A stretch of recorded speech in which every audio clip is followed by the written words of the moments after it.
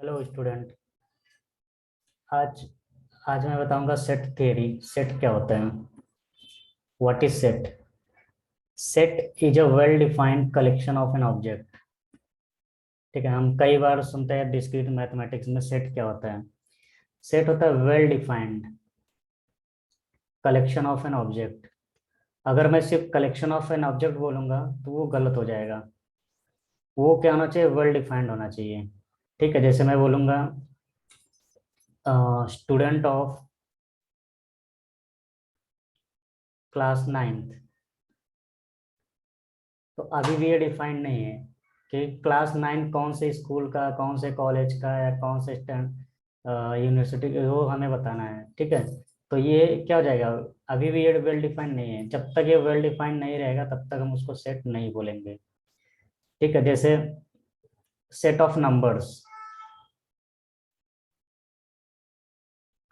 तो नंबर में भी कई टाइप के नंबर होते हैं, natural number, integer, whole number. ठीक है, जब तक हम इसको वेल डिफाइन नहीं करेंगे, या यहाँ रियल नंबर लिख सकते हैं, कॉम्प्लेक्स नंबर, तो ये तब तक हम इसको सेट नहीं बोलेंगे। जब हम बोलेंगे सेट ऑफ रियल नंबर, इसका मतलब क्या हो गया? माइनस इन्फिनिटी से लेकर प्लस इन्फिनिटी के बीच में जितने सारे नंबर है वो क्या हो जाएगा? सेट। ठीक है,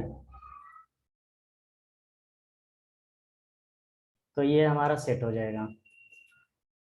ठीक है, सेट हमेशा वेल डिफाइंड होना चाहिए। और दूसरा प्रॉपर्टीज का क्या है? कर्ली ब्रैकेट में होना चाहिए।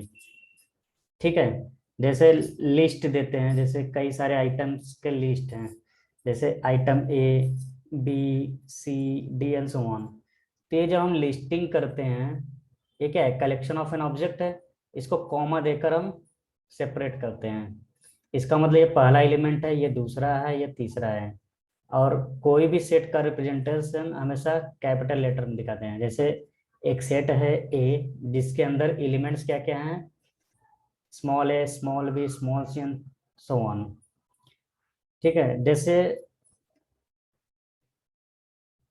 सेट में, सेट के अंदर कोई भी एलिमेंट रहेगा, कोई भी सिंबल भी रह सकता है। जैसे ये क्या है? सिंबल है। ये भी एलिमेंट की तरह काम करेगा। ठीक है, ये किसका सेट है? सेट ऑफ सिंबल्स है। ये किसका सेट है? सेट ऑफ इंग्लिश अल्फाबेट्स हैं। तो सेट किसी का भी बनाएंगे वो हमेशा कर्ली ब्रैकेट में रहना चाहिए। तो प्रॉपर्टी ऑफ सेट में दूसरा हमारा प्रॉपर्टी है कि whatever the element is there, it should be mention within curly bracket. Okay, तो पहला प्रॉपर्टी क्या है सेट का? वो वेल डिफाइंड होना चाहिए।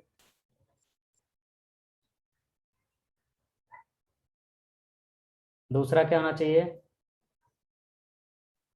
Elements must be with in curly braces. ठीक है, कभी भी सेट हम ऐसे नहीं दिखाते हैं 1, 2, 3, ऐसा नहीं रहेगा। जब भी लिखूंगा तो कर्ली ब्रैकेट में लिखूंगा।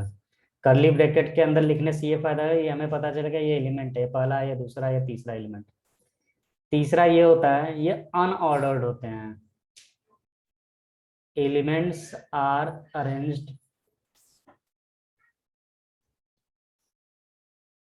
इन अनऑर्डर्ड वे। अनऑर्डर्ड का मतलब क्या होता है? इसमें ये मैटर नहीं करता कि पहले वाले पोजीशन पे कौन सा एलिमेंट है, दूसरे वाले पोजीशन पे कौन सा है।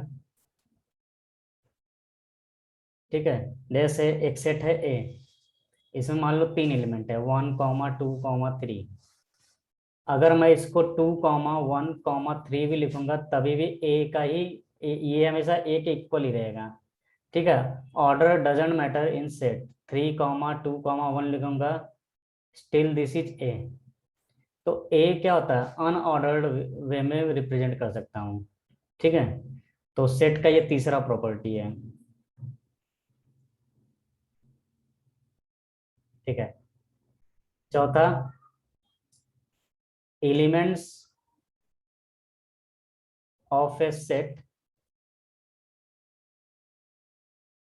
Are given by comma, as you can say separated by comma. जो भी एलिमेंट रहेगा, जैसे पहला वाला एलिमेंट और दूसरा वाले एलिमेंट के बीच में कॉमा है, इसका मतलब ये क्या हो गया, दो एलिमेंट है। कॉमा से हम बताएंगे, जैसे अगर गलती से मैं 1 2 फिर कॉमा लिख रहा हूँ, तो ये एक एलिमेंट कंसीडर किया जाएगा, क्योंकि कॉमा क्या करता है, ये बताता है कि इसके पहले क्या है, ये एक एलिमेंट, ये दो एलिमेंट।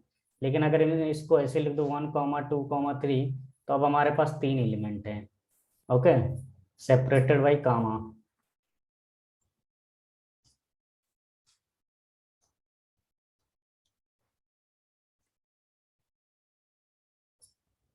ठीक,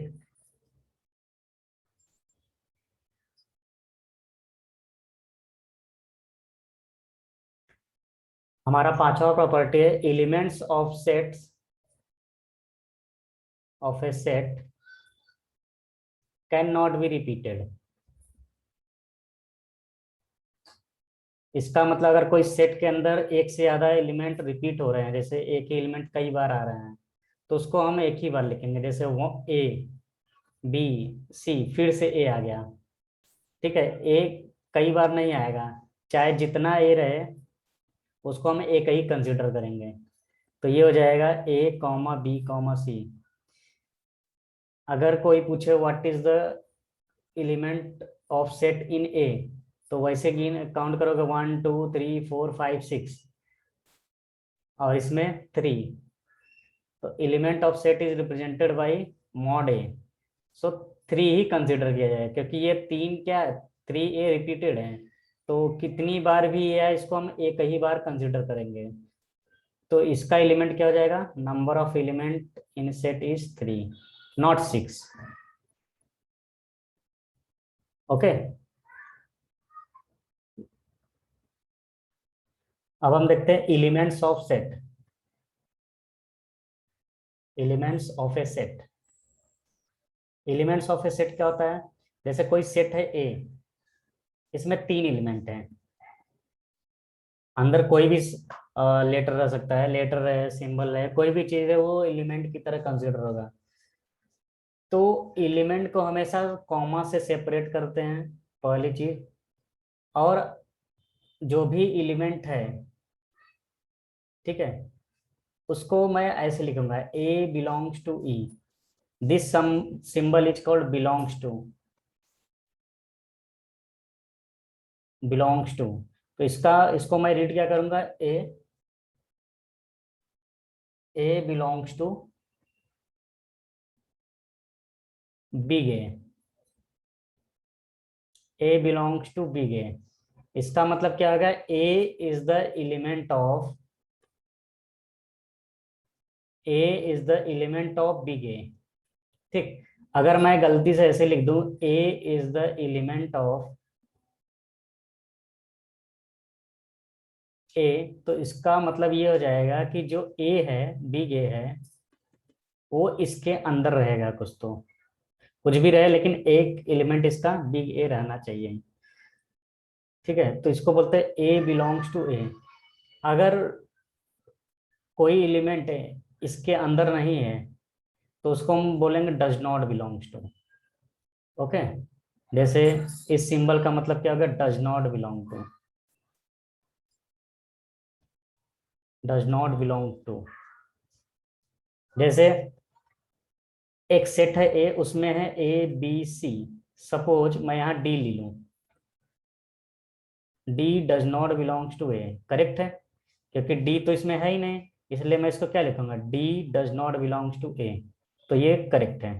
लेकिन अगर मैं ऐसे लिखूं डी बिलोंग्स टू ए, क्या डी में ए का एलिमेंट डी है, तो नहीं है, डी तो इसमें है ही नहीं, तो ये क्या हो जाएगा, रॉन्ग, और ये क्या हो जाएगा, करेक्ट। तो this symbol denotes what, does not belong to. Does not belong to मतलब वो पर्टिकुलर एलिमेंट उस सेट में नहीं है। This symbol denotes what, belongs to. Belongs to means that particular element is in set in that set. Okay, for example, if I ask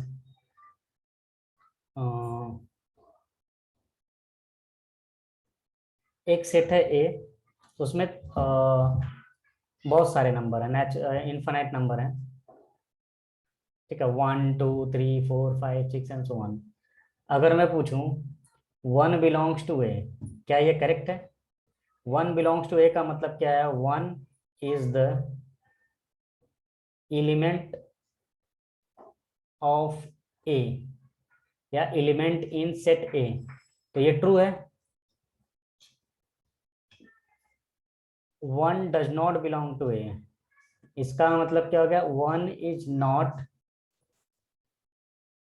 N element of set A, तो this is false, क्योंकि ये तो belong कर रहा है और यहाँ बोला है डज नॉट बिलोंग टू।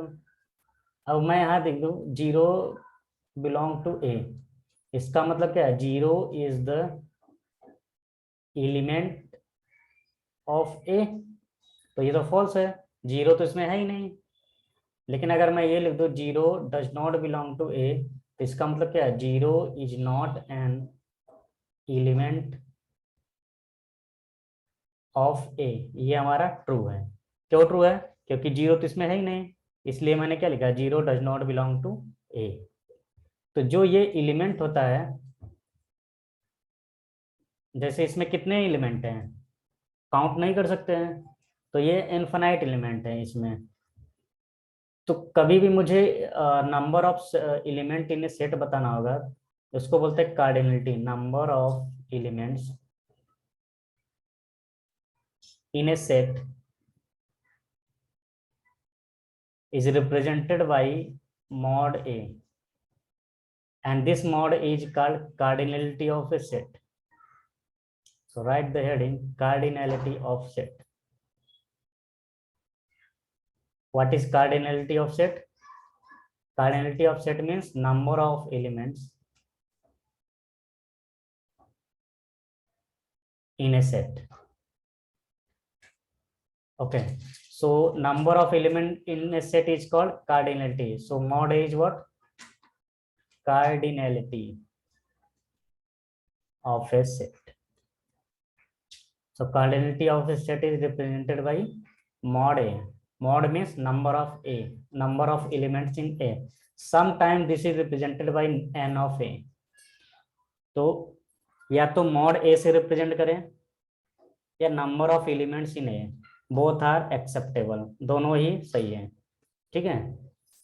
तो both denotes what? Cardinality of a set. Cardinality mean number of element in a set, okay. अब जैसे एक सेट है, एक सेट है, मान लो ले लेता हूं पी, 1 से 2 3 4 5 एंड सो ऑन। अगर मैं पूछूं what is the cardinality of P, तो बोलोगे इन्फिनिटी, ठीक। जिसका कार्डिनलिटी इन्फिनिटी होता है उसको बोलते हैं infinite set, okay. Finite set क्या होता है? जिसका कार्डिनलिटी तुम काउंट कर सकते हो। सपोज पी सेट है, इसमें 3 4 एलिमेंट है, फिक्स है, मान लो ये 10 तक है, तो you can count every element of P. So cardinality of P is counted, can be counted. इसके कितने एलिमेंट है? 10 हैं, तो ये क्या है? फाइनाइट है। Finite means you can counted. Infinite element means infinite set. Finite element means finite set, okay. Suppose एक स्पेशल केस ले रहा हूं, एक सेट है उसमें कोई एलिमेंट नहीं है, so cardinality of set is 0। So cardinality of set is 0 का मतलब ये हो गया कि a set having no element. अगर किसी सेट का कोई भी एलिमेंट नहीं है तो उसको बोलते हैं नल सेट। इसका दूसरा नाम है वाइड सेट, वाइड सेट या एम्प्टी सेट। तो वो सेट जिसमें कोई भी एलिमेंट ना हो उसको बोलते हैं नल सेट, वाइड सेट या एम्प्टी सेट, ठीक है। इसका कार्डिनलिटी हमेशा क्या रहेगा? 0 रहेगा। तो null set is always represented by empty curly bracket, और sometime this is represented by 5। अगर फाइव कहीं आया है किसी भी सेट का तो समझ जाना वो नल सेट है। ठीक है, तो या तो फाइव से रिप्रेजेंट करे या नल सेट से रिप्रेजेंट करे, curly bracket with no element. Okay, तो इसलिए इसका नाम क्या है, नल सेट। अगर कोई भी सेट है, मान लो एक सेट है ए, उसमें सिर्फ एक एलिमेंट दे दूं, सपोज मैं दे देता हूँ ए, एलिमेंट कुछ भी हो सकता है, लेटर हो सकता है, नंबर हो सकता है, सिंबल हो सकते हैं, कोई भी चीज रहे, किसी कंट्री का नाम, किसी का नेम, कोई भी एनिमल का नाम, तो वो सब जो भी ब्रैकेट करली ब्रैकेट के अंदर है, अगर सिंगल एलिमेंट है तो उसको हम बोलेंगे सिंगलटन सेट। क्योंकि सिंगल एलिमेंट है तो इसलिए इसका नाम क्या होगा, सिंगलटन सेट। क्यों? क्योंकि इसका कार्डिनलिटी क्या है, ओनली वन। तो टाइप्स ऑफ जो सेट होते हैं वो डिपेंड करता है किसके ऊपर, कार्डिनलिटी ऑफ ए सेट। अगर किसी का कार्डिनलिटी इन्फिनिटी है तो इन्फिनाइट सेट, किसी का कार्डिनलिटी फाइनाइट हो so you can say finite set, किसी का कार्डिनलिटी है ही नहीं, मतलब जिसका कार्डिनलिटी जीरो तो उसको बोलेंगे नल सेट, किसी का कार्डिनलिटी वन है तो that is singleton set. Okay, जैसे एक सेट है, उसमें एक सिंबल है फाइव। अभी देखो ये सेट के अंदर ये जो दिया है वो एलिमेंट की तरह काम करेगा, लेकिन ये जो दिया है ये ब्रैकेट के अंदर नहीं दिया है, इसलिए नल सेट माना जाएगा। स्टूडेंट इसमें और इसमें बहुत कंफ्यूज होते हैं। ये सिंगलटन सेट है बट ये नल सेट है, क्यों? क्योंकि ये करली ब्रैकेट में नहीं दिया है। अगर करली ब्रैकेट है भी तो उसमें कोई एलिमेंट नहीं है, तो इसलिए नल सेट हो गया। कंफ्यूज मत होना, अगर करली ब्रैकेट के अंदर फाइव है तो फाइव एलिमेंट की तरह काम करेगा। सो यहाँ फाइव क्या है, फाइव बिलोंग्स टू ए, इसका मतलब क्या हो गया, five is an element of A. तो ए में एक ही एलिमेंट है तो इसका कार्डिनलिटी क्या होगा, ए का वन। अगर किसी का कार्डिनलिटी वन है तो उसको क्या बोलेंगे, सिंगलटन सेट। ओके, अब हम देखते हैं रिप्रेजेंटेशन ऑफ सेट, सेट को कैसे रिप्रेजेंट करेंगे। ठीक है, representation of a set, set को रिप्रेजेंट करने के दो तरीके हैं। पहला तरीका क्या है, लीस्ट फॉर्म। नाम से ही पता चल जा रहा है कि लीस्ट फॉर्म मतलब सबका लिस्ट बनाना है। जैसे मैं शॉपिंग करने जा रहा हूँ तो एक लिस्ट बनाता हूँ, मुझे ये चाहिए, ये चाहिए, ये चाहिए, ये चाहिए। कोई भी चीज दो बार नहीं लिखता हूँ, अगर दो बार आएगा तो उसको एक ही बार परचेज करना है मुझे। तो लिस्ट फॉर्म और एक होता है प्रॉपर्टी फॉर्म। ठीक है, इसमें सबका लिस्टिंग नहीं करेंगे, सिर्फ प्रॉपर्टी नाम देंगे। ठीक, लिस्ट फॉर्म का दूसरा नाम है रोस्टर फॉर्म।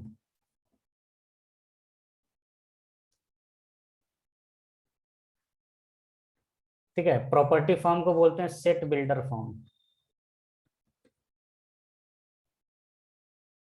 ठीक है, जैसे एक एग्जांपल ले लेता हूँ, एक सेट है ए, मुझे लिखना है set of English vowels, set of English vowels. तो वॉवेल कितने होते हैं, ए ई आई ओ यू, पांच होते हैं। जब मैं इसको लिस्ट फॉर्म में दिखाऊंगा तो मुझे प्रॉपरली लिस्ट लिस्ट के फॉर्म में लिखना पड़ेगा। लिस्ट मतलब क्या होगा, प्रॉपरली सबका नाम लिखना पड़ेगा। जैसे पहला क्या है, ए ई आई ओ यू। ओके, लेकिन अगर यही सेट बिल्डर फॉर्म या प्रॉपर्टी फॉर्म में दिखाना होगा तो मैं इसको सभी एलिमेंट का लिस्ट नहीं बनाऊंगा। यहां मैं लिखूंगा x is x such that x belongs to vowels of English alphabet.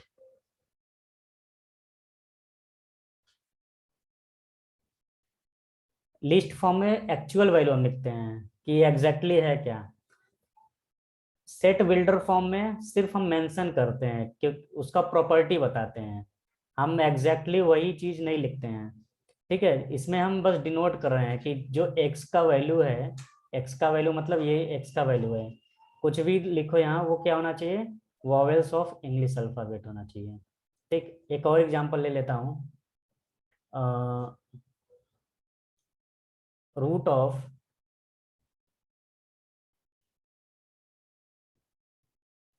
Of x square plus 1, या मैं यहाँ लिख देता हूँ real root of x square plus 1। तो इसका मतलब ये हो गया कि इसका जो रूट आएगा, रियल रूट लेना, उसको सेट के फॉर्म में लिखा हुआ है। यहाँ मैं लिख लेता हूँ set of real root of x square plus 1। तो मुझे सेट बनाना है किसका, इसका रियल रूट का। तो पहले मैं इसका रियल रूट निकालता हूँ। तो ये क्या आएगा, plus minus i, because we know that root minus one होता है प्लस माइनस आई। सो ये तो रियल रूट है ही नहीं, ये तो क्या है, इमेजिनरी नंबर है। अगर ये इमेजिनरी है तो रियल नहीं है, इसका मतलब इसका कोई रियल रूट नहीं है। ओके, तो मैं सेट ऐसे लिखूंगा, अगर इसका कोई रियल रूट नहीं है तो सेट के अंदर एक भी एलिमेंट नहीं रहेगा, या 5 बोल सकते हैं। ठीक, ये तो हो गया लिस्ट फॉर्म। लिस्ट मतलब लिस्टिंग करना है, एक्चुअल वैल्यू देना है, तो एक्चुअल वैल्यू इसका है ही नहीं। अगर एक प्रॉपर्टी के फॉर्म में दिखाना होगा, कैसे लिखूंगा, x is x such that x belongs to real root of, ये जो हमारा इक्वेशन है, रियल रूट ऑफ इक्वेशन। ठीक है, दोनों ही हमारे लिए काम का है। कभी कभी ये हमारे लिए लिस्ट फॉर्म लिखना जरूरी हो जाता है, कभी कभी प्रॉपर्टी फॉर्म लिखना इम्पोर्टेंट हो जाता है। तो ऐसा नहीं है कि ये वाला ज़्यादा पावरफुल है और ये वाला ज़्यादा पावरफुल है, सबका अपना अपना सिग्निफिकेंस है। तो sometime list form is mostly used and sometime property form is mostly used. Okay, अब हम देखते हैं कुछ कॉमन नोटेशन होते हैं सेट में जो फ्रिक्वेंटली आते हैं बार बार। ठीक है, जैसे सेट ऑफ नेचुरल नंबर, इसको मैं n से दिखाऊंगा। तो नेचुरल नंबर क्या होता है, हमेशा 1 से स्टार्ट होगा, 1 2 3 4। और natural number is also called counting number.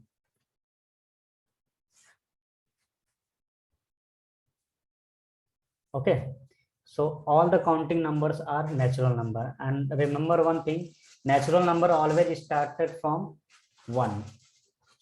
अगर नेचुरल नंबर को मैं 0 से स्टार्ट कर दूं तो इसको हम बोलेंगे whole number. Okay, this is what natural number, this is whole number. ठीक, एक होता है इंटीजर, इंटीजर को हमेशा जेड से दिखाता हूं। तो इंटीजर क्या होता है,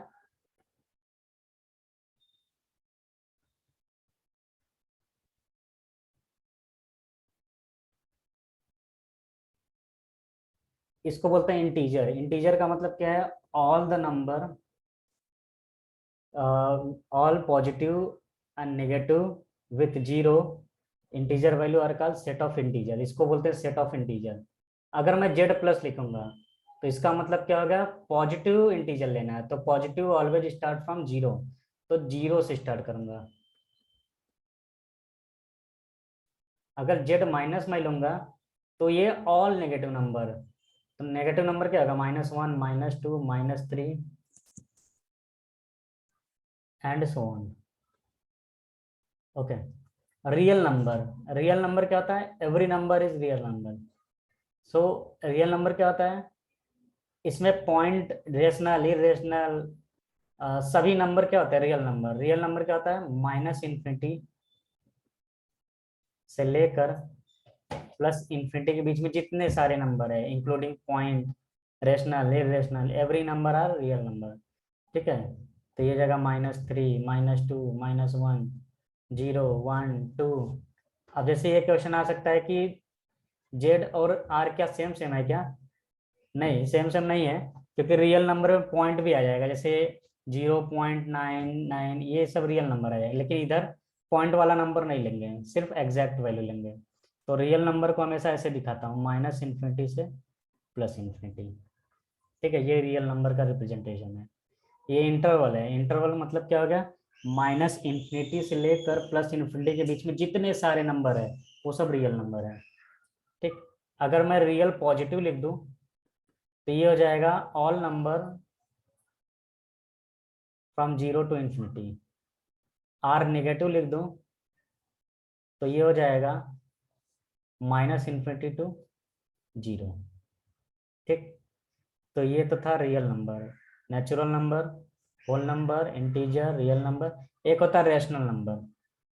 any number in the form of a by b such that b is never zero. Okay, कोई भी नंबर अगर a बाई बी के फॉर्म में है तो रेशनल नंबर है, लेकिन b कभी भी जीरो नहीं होना चाहिए। And GCD of A B हमेशा वन होना चाहिए। जीसीडी का मतलब होता है एचसीएफ। एचसीएफ का मतलब हाईएस्ट कॉमन फैक्टर। अगर दो नंबर का हाईएस्ट कॉमन फैक्टर वन है और वो ए बाई बी के फॉर्म में दिया है और बी कभी भी नेगेटिव नहीं है तो वो रेशनल नंबर होगा। अगर मैं यहाँ प्लस लिख दूंगा तो पॉजिटिव नंबर लेना, मतलब ये हमेशा पॉजिटिव रहेगा। लेकिन अगर मैं प्लस कुछ भी नहीं लिखा हूँ तो इसका मतलब प्लस भी हो सकता है, माइनस भी हो सकता है। तो ये क्या है, रेशनल नंबर। इरेशनल नंबर क्या होता है, उसको मैं क्यूसी से दिखाता हूँ। तो क्यूसी का मतलब क्या होगा, रियल नंबर में जितना रेशनल नंबर है सब निकाल दो तो हमें क्या मिल जाएगा, रेशनल नंबर। तो यहाँ क्या लिखूंगा, ऑल रियल नंबर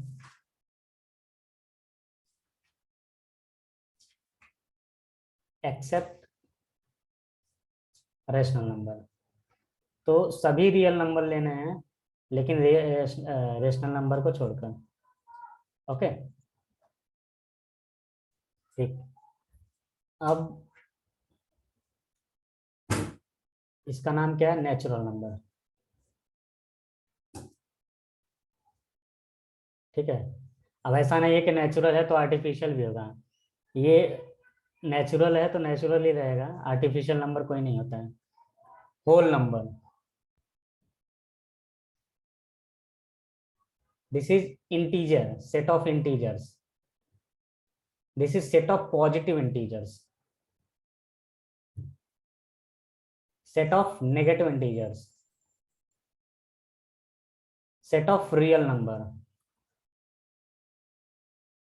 मैं सब जगह सेट बोल रहा हूँ, सेट का मतलब करली ब्रैकेट में अंदर सब आ जाएगा। Set of positive real number. ठीक है, कुछ लोग कंफ्यूज हो जाते हैं, आर को बोलते हैं रेशनल नंबर, नहीं, आर को रियल रियल नंबर बोलते हैं और क्यू को रेशनल नंबर बोलते हैं। ठीक है, तो कंफ्यूज मत होना, आर का मतलब रेशनल नंबर। ठीक, क्यू का मतलब क्यू का मतलब होता है रेशनल नंबर, आर का मतलब होता है रियल नंबर। ओके, तो ये हमारे कुछ यूजफुल नोटेशन है जो बार बार सेट में काम आते हैं। अच्छा, कुछ पॉजिटिव नंबर जीरो से स्टार्ट होते हैं और कुछ बुक में जीरो नहीं दिया रहता है। तो अगर जैसे जेड प्लस कहीं आ गया तो some time you can use one two three and so on, देख लेना वहाँ गिवन क्या है, उसके हिसाब से हम यूज करेंगे। बट मोस्टली हमेशा पॉजिटिव नंबर जीरो से स्टार्ट होता है।